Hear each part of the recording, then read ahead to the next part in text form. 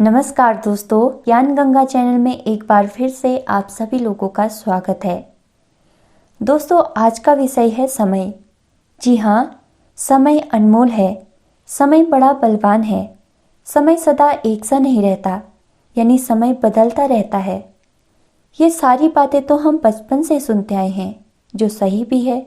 समय अनमोल इसलिए है क्योंकि इस संसार में जीव एक निश्चित समय के लिए आता है। अब ये समय हर किसी के लिए थोड़ा कम या ज़्यादा हो सकता है, पर यहाँ सदा न कोई रहा है और न रहेगा। चाहे कोई कितना ही धनवान हो, वो समय को नहीं खरीद सकता। इसीलिए समय को अनमोल कहा गया है। दूसरी बात, हम एक बीज को कितनी ही उर्वरक मिट्टी में बोएं या कितना ही खाद पानी दें, वो पेड़ तभी बनेगा जब उसे पर्याप्त समय मिलेगा। इसीलिए समय को बलवान कहा गया है। तीसरी बात, समय एक सा नहीं रहता, यानी समय बदलता रहता है। ये तो हम सभी जानते हैं, समय पल पल बदल रहा है। तो यहाँ पर मुझे एक शेर याद आ गया है। शेर है, सदा न यौवन थिर रहे, सदा न काले केस, सदा न जवानी रहे, बुढ़ापा रहे न शेष। सदा यहाँ न कोई रंग रहे, सदा न किसी का राज, सदा न कोई सिर मुड़ाए, सदा न सोहे ताज। एक बार जो जन्म ले, फिर एक बार ओ मरे। बेताल कहे विक्रम सुनो, समय बड़ा बलवान है। सब समय करे नर क्या करे, सब समय करे नर क्या करे। किसी ने ठीक ही कहा है, ये संसार परिवर्तनशील है। फिर भी एक चीज ऐसी है जो कभी नहीं बदलती। वो सत्य क्या है? इसे जानने के लिए मैं आपको एक कहानी सुना रही हूँ। ये कहानी है महाकवि कालिदास जी की, जिनका नाम भारतीय साहित्य में बड़े ही आदर के साथ लिया जाता है। दोस्तों, महाकवि कालिदास जी का एक समय ऐसा था जब वे मूर्ख ही नहीं बल्कि महामूर्ख थे। एक बार जब वे एक ऊंचे पेड़ पर लकड़ी काट रहे थे, तो वे पेड़ की उसी टहनी को काट रहे थे जिस पर वे बैठे थे। उनकी ऐसी ही हरकतों से वे अपने क्षेत्र में मूर्ख काली के नाम से जाने जाने लगे। दोस्तों, उन्हीं दिनों काशी नरेश ने अपनी पुत्री विद्योत्तमा के स्वयंवर की घोषणा करवा दी। स्वयंवर की दो शर्तें थी। पहली, जो विद्योत्तमा को शास्त्रार्थ में हरा देगा, उसी के साथ उनकी पुत्री का विवाह होगा। और दूसरा, जो स्वयंवर में हार जाएगा, उसे काशी नरेश के महल में 1 माह तक की सेवा करनी होगी। दोस्तों, कई पंडितों ने इस स्वयंवर में भाग लिया, पर सफल न हुए। उन दिनों काशी में एक बड़े विद्वान आचार्य थे, विष्णु शर्मा। उनके कई शिष्य भी इस स्वयंवर में अपमानित हो चुके थे। इसीलिए विष्णु शर्मा काशी नरेश से नाराज थे और वे अपने शिष्यों के अपमान का बदला लेना चाहते थे। इसलिए उन्होंने कालिदास को शादी का प्रलोभन दिया और काशी नरेश के यहाँ स्वयंवर में ले गए। दोस्तों, कालिदास खूबसूरत एवं जवान युवक थे, लेकिन उनकी मूर्खता का राज विद्योत्तमा के सामने न खुल जाए, इसीलिए विष्णु शर्मा ने कालिदास को 1 सप्ताह का मौन व्रत रखने के लिए राजी कर लिया और आगे का कार्य स्वयं करने का भरोसा देकर कालिदास को निर्भय कर दिया।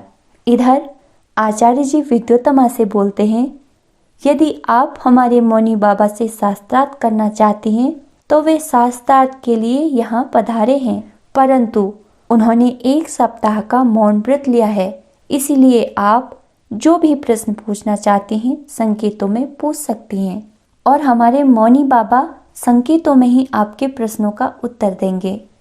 पहले तो ये बात सुनकर विद्योत्तमा थोड़ा संकोच में पड़ गई, पर कालिदास के आत्मविश्वास और उनके मुख पर तेज को देख वो प्रभावित हो गई और शास्त्रार्थ के लिए तैयार हो गई। फिर क्या था, शास्त्रार्थ शुरू हुआ। विद्योत्तमा ने 1 उंगली दिखाई। कालिदास ने सोचा, ये तो मेरी 1 आंख फोड़ने को कह रही है। उन्होंने तुरंत 2 उंगलियां दिखा दी। दूसरी बार विद्योत्तमा ने 5 उंगलियां एक साथ दिखाई। अब कालिदास ने सोचा, मुझे थप्पड़ मारने को कह रही है, तो उन्होंने तुरंत मुट्ठी दिखा दी, यानी वे थप्पड़ का जवाब घूसा मार कर देंगे।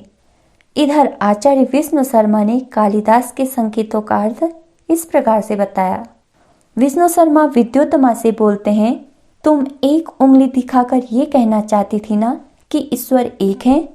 विद्योत्तमा बोली, जी हाँ।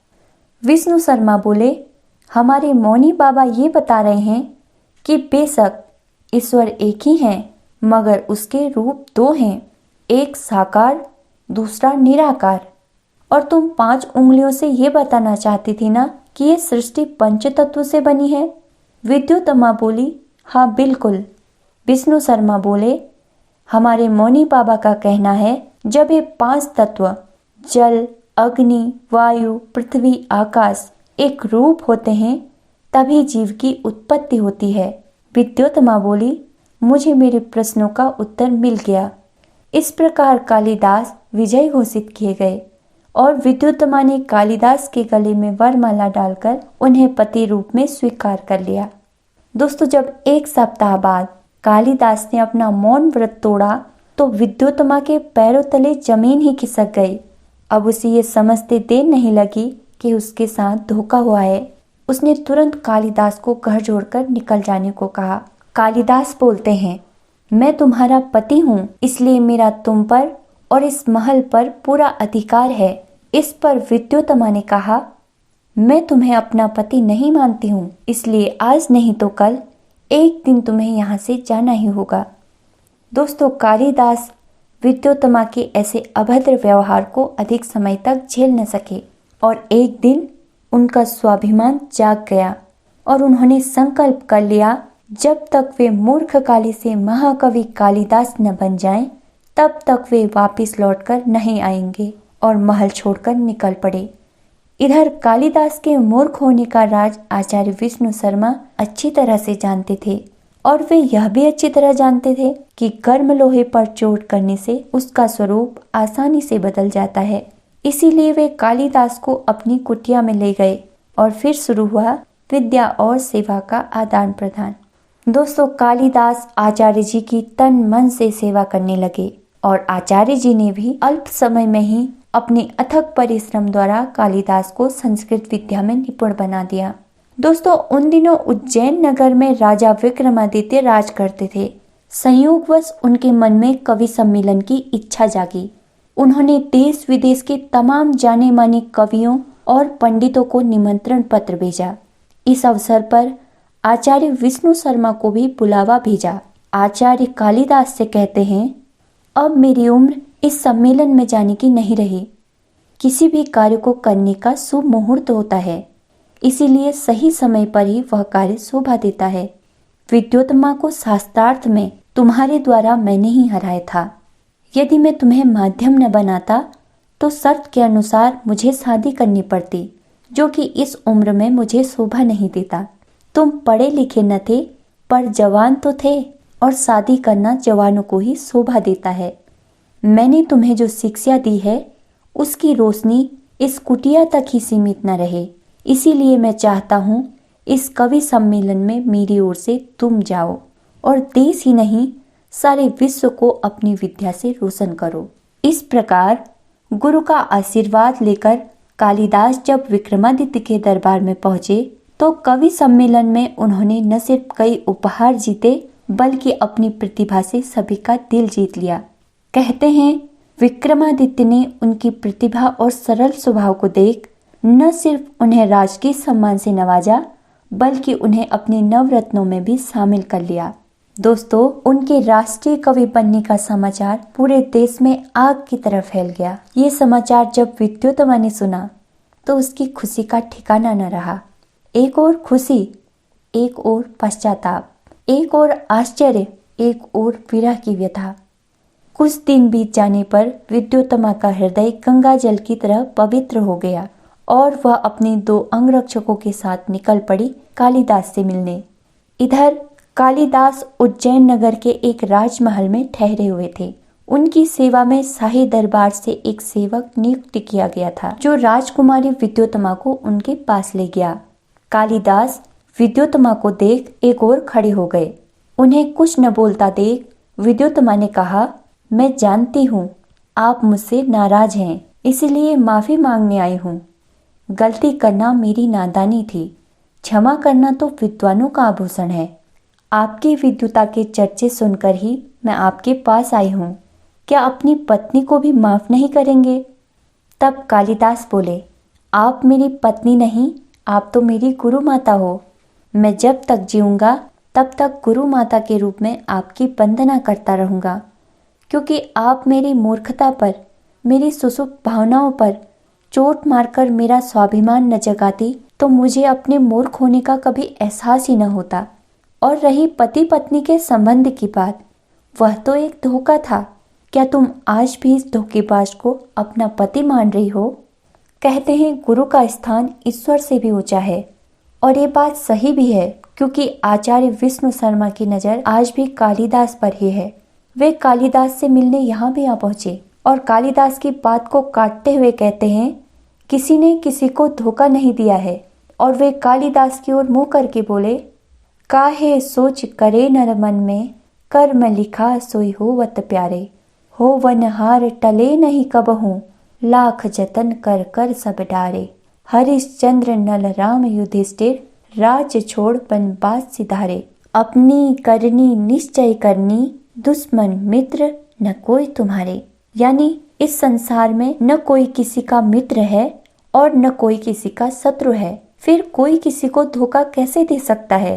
तुम्हारे विवाह की घटना तुम्हारे प्रारब्ध का हिस्सा थी, इसे ही किस्मत का लेख कहते हैं। दोस्तों, आचार्य जी आगे कहते हैं, कोई लाख करे चतुराई, कर्म का लेख मिटे ना रे भाई। कागज हो तो हर कोई बाँचे, कर्म न बाँचा जाए। एक दिन इसी किस्मत के कारण बन को गए रघुराई। कर्म का लेख मिटे ना रे भाई, कर्म का लेख मिटे ना रे भाई।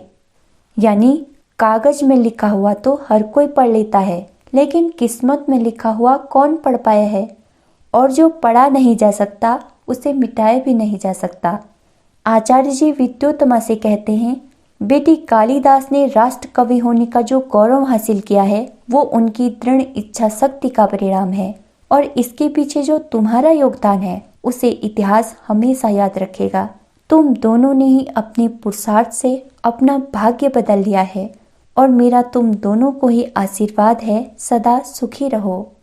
दोस्तों, अब तो आप समझ ही गए होंगे कि मनुष्य अपने पुरुषार्थ से अपने भाग्य को तो बदल सकता है, लेकिन प्रारब्ध को नहीं। प्रारब्ध ही एक ऐसी चीज है जिसे कोई नहीं बदल सकता। और ये प्रारब्ध क्या है, इसकी चर्चा हम अपनी अगली वीडियो में करेंगे। इसीलिए जो इस वीडियो में नए हैं वे हमारे ज्ञान गंगा चैनल को सब्सक्राइब जरूर करें, ताकि आने वाली वीडियो आप तक पहुंच सके। और यदि वीडियो पसंद आई है तो इसे लाइक और शेयर ज़रूर करें। तो मिलते हैं दोस्तों ऐसे ही ज्ञानवर्धक नेक्स्ट वीडियो के साथ। तब तक के लिए मुस्कुराते रहिए। Now thanks for watching.